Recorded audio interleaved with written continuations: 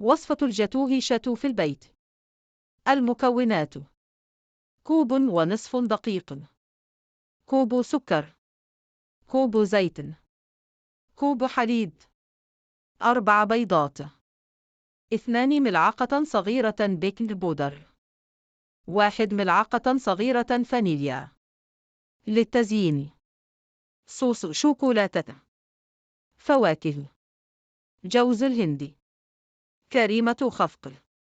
طريقة التحضير: سخني الفرن إلى 180 درجة مئوية.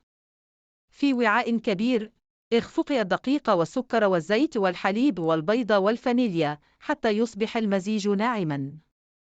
أضيفي البيكنج بودر واخفقي حتى تمتزج المكونات. صبي الخليط في صينية خبز مدهونة بالزبدة ومبطنة بورق الزبدة.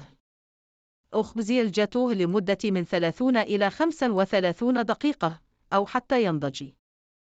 اتركي الجاتوه يبرد تماماً قبل تقطيعه.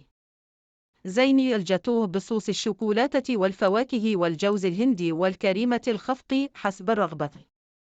نصائح: استخدمي دقيقاً عالي الجودة للحصول على جاتوه هش وطري. تأكدي من أن كل مكونات الخليط في درجة حرارة الغرفة قبل البدء في التحضير. لا تبالغي في الخفق، فقد يؤدي ذلك إلى جعل الجاتوه قاسياً.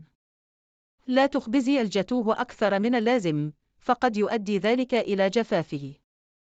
طريقة عمل صوص الشوكولاتة: في قدر صغير، سخني الحليب والزبدة والسكر حتى يذوب السكر.